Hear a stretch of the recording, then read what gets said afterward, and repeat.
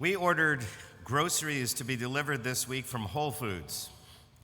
I'm sure many of you have ordered groceries over the past couple of years, either to be delivered or to be picked up curbside.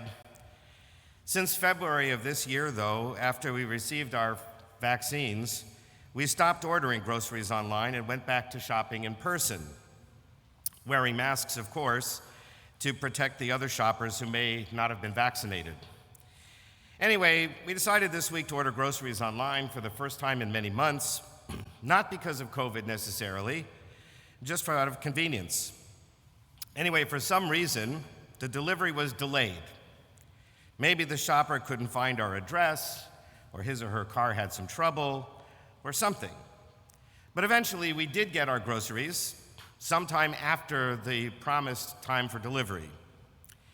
Meanwhile, for reasons we don't know, Amazon notified us that the order could not be delivered, and later they credited our account for the cost of the groceries.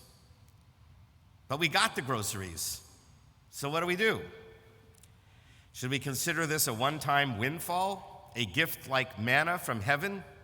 I mean, if they can't keep track of their own deliveries, is it our business to let them know they made a mistake? But then we thought to ourselves, well, maybe this delivery person might get into trouble because Whole Foods thought we didn't get the groceries. By not letting Whole Foods know that we did get the goods, so to speak, we might be making someone's Christmas really unpleasant by being docked pay or something. So we called them to let them know that the groceries had arrived. And they thanked us for our honesty. And then they said that since our account had already been credited, they would not charge us again. So we got the goods, we didn't have to pay for them, and hopefully we made sure that there would not be any negative consequences for the delivery person. Now, this little minor episode raises an important question. When, if ever, is it okay to lie or not tell the whole truth and nothing but the truth about a matter? In Jewish tradition, the truth is an extremely important value. In several places, we are told that God's seal is truth. What does that mean? Well, in the old days, when people did not necessarily know how to sign their own names, people had signet rings or sealing stamps. A blob of mud would be placed on a cord tying up a scroll parchment, and then it would be sealed with the signet ring or the stamp. The design of the ring or the stamp was supposed to be something that could readily identify the owner, like a family crest or something. So when the rabbi said that the seal for God was truth, what they meant was a defining characteristic of God's essence is truth. You can identify God by the seal of truth, and you don't want to mess with an essential aspect of God. Distance yourself from falsehood, we are commanded in the book of Exodus. You shall not deal deceitfully or falsely with one another, we're commanded in Leviticus. And in Pirkei Avot, Rabbi Shimon ben Gamliel used to say, on three things the world stands: on justice, on truth, and on peace. One of the three pillars of civilization rests, this sage is telling us, on truth. I could go on and cite dozens of other sources, but you get the idea. Lying is very rarely a good thing. Nevertheless, our sages tell us that sometimes telling a small lie or an inaccurate statement is not necessarily bad. For instance, if you say something not entirely true, but it will mend relationships or promote peace among family members or friends or neighbors, it may be okay, as long as no one gets hurt in the process. In the Torah portion this morning, it seems as if Joseph's brothers fabricate a story that they tell Joseph after their father Jacob dies. According to the Torah, when Joseph's brothers saw that their father was dead, they said, "What if Joseph bears a grudge against us and pays us back for all the wrong that we did him?" So they sent this message to Joseph. "Before his death, your father left this message to you. So shall you say to Joseph, 'Forgive, I pray you, the offense and guilt of your brothers who treated you so harshly.' Therefore," the brothers said, "Please forgive the offense of your servants," that's us, "the servants of God, of your father." And Joseph was in tears as they spoke to him. In response, Joseph assures them that he intends them no harm. He once again tells them that although the brothers acted inappropriately, it was God's plan to bring Joseph to Egypt so that many people could be saved from the famine. But did Jacob really tell the brothers to tell Joseph to be nice to them? Or did they just make that up out of fear of what Joseph, the second in command to Pharaoh, might do to them now that their father wouldn't be around to see it? Were they telling the truth, or were they telling a lie to Joseph? And if it was not entirely true, was it an excusable minor misstatement of facts?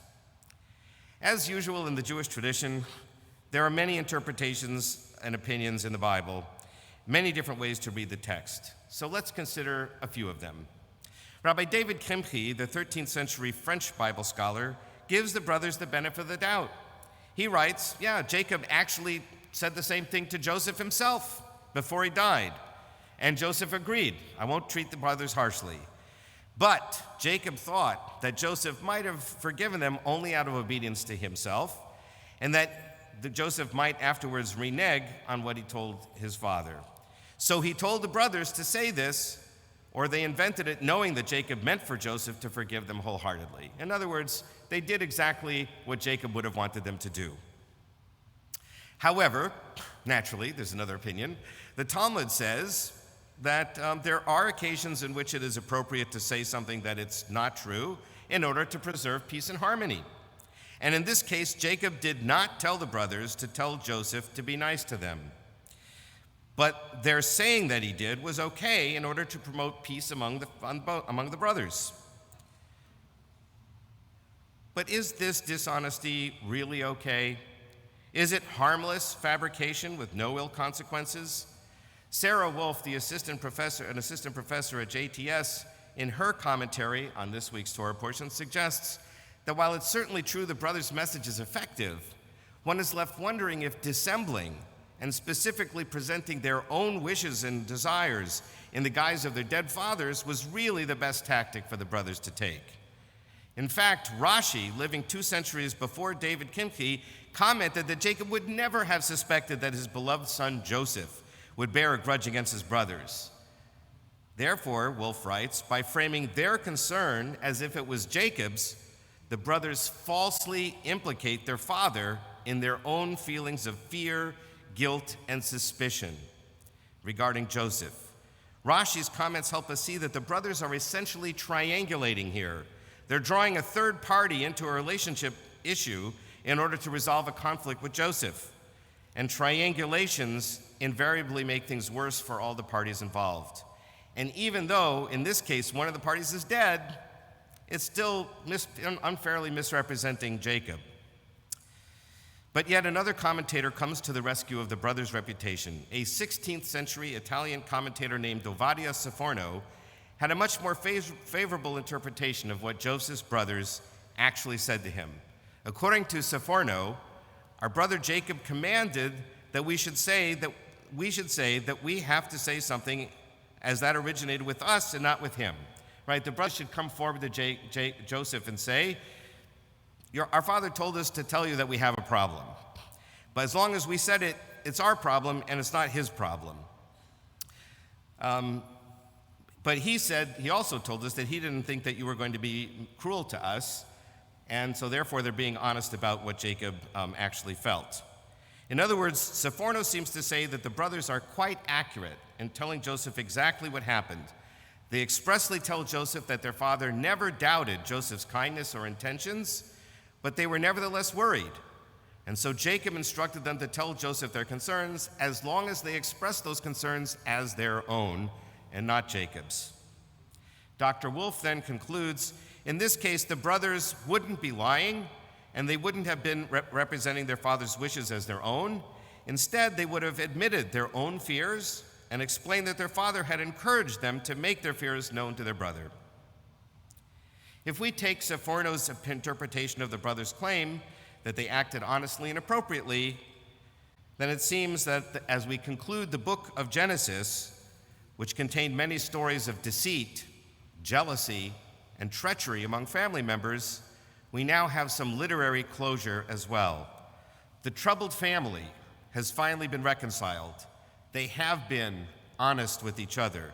They have learned from their past mistakes, and they have become forgiving and kind to each other, which is a fairly happy ending to the story. If only real life were like that. If only we could all have these commentators in our ears as we lived our lives to explore the many ways that we might behave or express ourselves. If only we could take a few minutes to think over what we intend to say and make sure that we express ourselves honestly, clearly, kindly, and with compassion for others. Perhaps, like many of you, I do not always take that extra time to carefully consider my own words. But I am glad that we did with the Whole Foods folks to tell them that we received our groceries. I would not want the delivery person to be reprimanded by a boss who thought he or she didn't do the job. Shabbat Shalom.